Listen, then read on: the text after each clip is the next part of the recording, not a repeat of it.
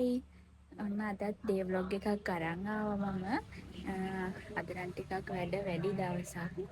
ඒ හින්දා ඉස්සෙල්ලාම අපි ටවුන් එකට යන්න කියලා හදන්නේ බඩ වගේක් තියනවා ගන්න. ඒ බඩ ටික අරන් ඇවිල්ලා බලමු අද මොනවද මට කරන්න තියෙන වැඩ ටික කියලා. හෙට මේ කේක් ඕඩර් එකක් අරන් යන්නත් තියෙනවා. ඒකේවත් ලෑස්ති කරගන්න ඕනේ. කේක් එකක් විතරක් නෙමෙයි තව පොඩි අයිටම් වගේකුත් තියෙනවා. ඉතින් ඒ ටිකත් හදාගෙන බලමු අද කොහොමද වැඩ ටික වෙන්නේ කියලා. අපි ඉස්සෙල්ලාම ගෙදරට ඕන බඩු වගේක් තිබ්බ ගන්න. ඒ ටික ගන්න සතොසට ගියා. ඒ ටිකත් අරගෙන ඉක්මනට මට ඕන බඩු ටිකත් අරගෙන ඒ කියන්නේ හෙට මේ ඕඩර් අරන් යන්න තියෙන හදන්න බඩු ටිකක් ඕන වෙලා තිබ්බා. ඒ ටිකත් අරගෙන ඉක්මනටම ගෙදර ආවා. කේක් දෙකක්ම හදන්න තියෙනවා. තව මල් පොකුරකුත් හදන්න තියෙනවා. ඉතින් මම මල් පොකුර නම් වෙනදා කලින් හදා ගන්නවා.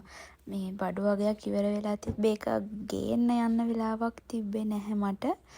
ඒ හින්දා මේ ඒක චුට්ටක් පරක්කු වුණා. නැත්තම් මේකම දවසේ වැඩ ගොඩ ගැහෙන්නේ නැහැ මට.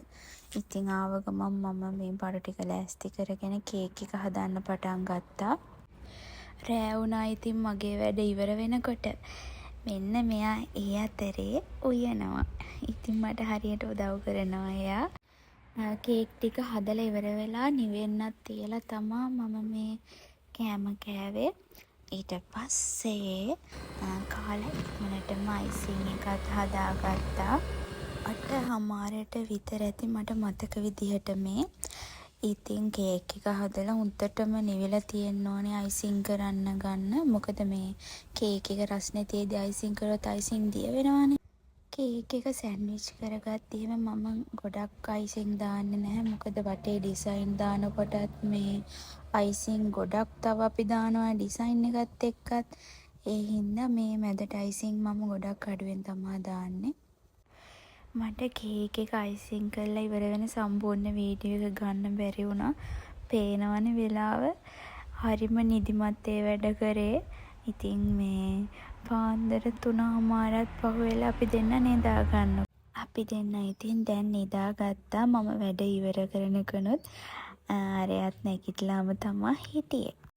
මේ බර්ත්ඩේ සර්ප්‍රයිස් එක ගැන කිව්වොත් මගේ කේක් ජීවිතේ මට හම්බුණු බෑඩ්ම එක්ස්පීරියන්ස් එක හම්බුනේ මේ බර්ත්ඩේ සර්ප්‍රයිස් එක කරන්න ගිහිල්ලා.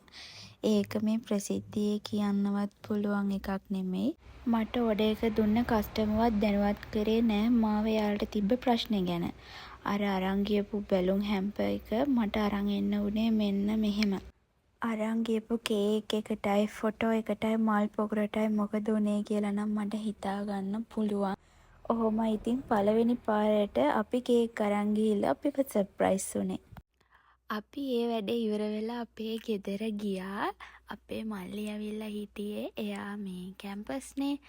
එයා නිවාඩු ඇවිල්ලා හිටියා. එයාගේ බර්ත්ඩේ එක තව චුට්ටක් ඉස්සරහට තියෙන්නේ. ඉතින් එයා ඒ දවසට හම්බෙන්නේ නැති හින්දා අපි චූටිවට එයාගේ බර්ත්ඩේ එක සෙලිබ්‍රේට් කරා. මම ඔය හදාන් ගිහිල්ලා තියෙන්නේ පයිනැපල් කේක් එකක්. තනිකර ඒක මේ හදලා තියෙන අන්නාසි වලින්. ඉතින් මාරම රසයි ඒක. ඉතින් ලොකුවට සෙලිබ්‍රේට් නොකරුවට අපි 5 දෙනා ඉතින් හරිම සතුටින් තමයි එදා හිටියේ. මල්ලි පහුවදා උදේ පාන්දරම ආපහු ගියා. ඒකයි අපි එදා රෑම කේක් එක කැපුවේ. ඉතින් පහුවදා උදේ තේ බොනකොටත් අපි කේක් කාලම තමයි තේ බිව්වේ. අපි දෙන්න හවස් වෙලා ආපහු මේ අපේ ගෙදර යන්නත් ඕනේ. මේ පාර ඕන් අපේ ගෙදර අරන් එන්න පොල්සොද්ද කරන්නේ මෙයා. මෙයා නම් මේ වැඩේ කරේ හරි ආසාවෙන් මේ. ඔය පේනවනේ. මේ දවස්වල මේ ගස් කොළන් එහෙම හරියට වේලිලා තියෙන්නේ වැස්සක් නැහනේ. නැත්තම් අපේ වත්ත හරිම සීතලයි. මේ අපේ ගෙවල් ළඟම තමයි වැවක් තියෙන්නේ. මේ වෙනකොට ඒ වැවත් හිඳිලා තියෙන්නේ. ඉතින් වැස්සත් නැතුව ඉස්සරහට මොනවා වෙයිද මන්ද. අපි ගෙදර යන ගමන් අපේ පන්සලටත් ගිහින් තමයි ටික දවසකින් යන්නත් බැරි වුණා. ඉතින් මේ තියෙන්නේ අපේ ලස්සනම ලස්සන පන්සල. මට මතක විදිහට මම අවුරුදු 5ක් විතර මේ අපේ දහම් පාසලේ උගන්වන්න ආවා.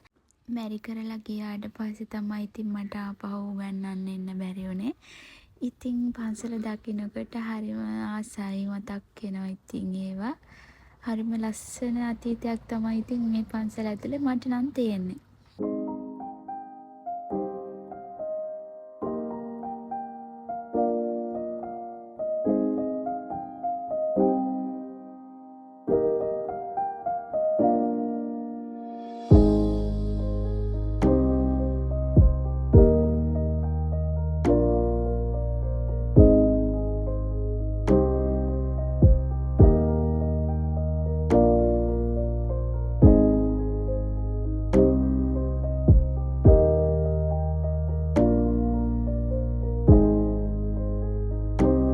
අපේ ගෙදර ජනෙල් වලට යකඩ කම්බි වගේක් ගන්න තිබ්බා.